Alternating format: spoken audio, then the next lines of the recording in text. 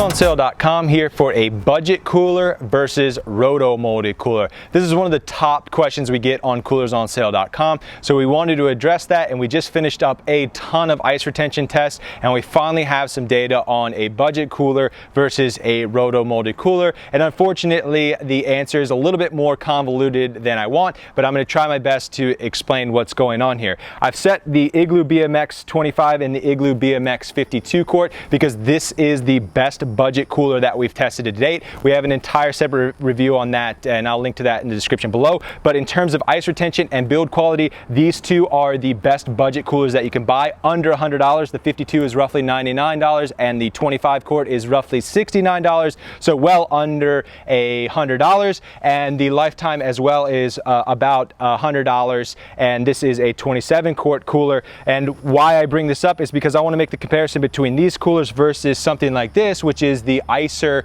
45. This is a $220 cooler, and the Igloo BMX 52 quart actually held ice longer than the Icer 45 by about a half day. 7.5 days for the Igloo BMX 52 quart and roughly 7 days for the Icer 45. And that's not the only roto molded cooler that the BMX beat out. We also take a cooler like the Kenai 45. This is a made in USA cooler, held ice for roughly 7.5 days, same time frame that the Igloo BMX held ice for. So you can see there's a drastic difference between a $220 cooler and a $100 cooler, but you're getting roughly the same ice retention. I want to point out that there is definitely a difference in build quality. We actually just knocked over this small BMX 25 quart, and it's already scuffed up. That's something that you wouldn't get on something like the Icer. So there is definitely a difference in build quality, and there's also even cheaper coolers that you can buy. We just got done reviewing some of the coolers for $40 and $50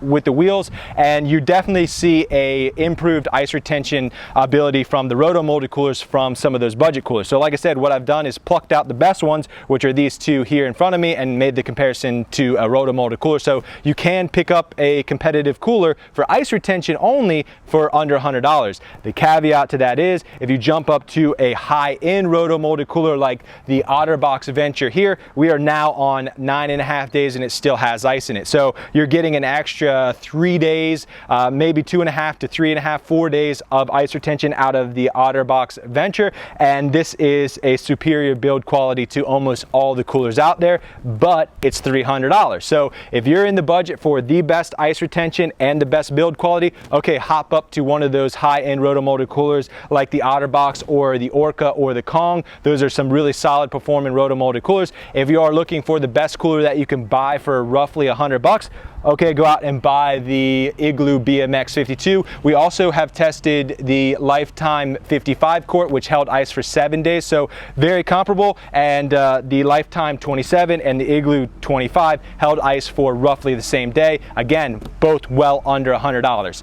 Just want to give you guys a quick look at what is possible for a budget cooler versus a roto molded cooler. There is definitely a difference, but a lot of it comes down to the manufacturer and the model. So I'm glad that we did this test for you guys so you understand what you can get for $100, but understand there is a difference. I'm going to have a more detailed response to this question on CoolersOnSale.com. I'll link to that in the description below. Thanks for watching, guys. Thanks for the suggestion. This was everyone at home making the suggestion that we do this video. Subscribe, give us a thumbs up. It's what helps us to keep going, and we'll be back next time for more video reviews.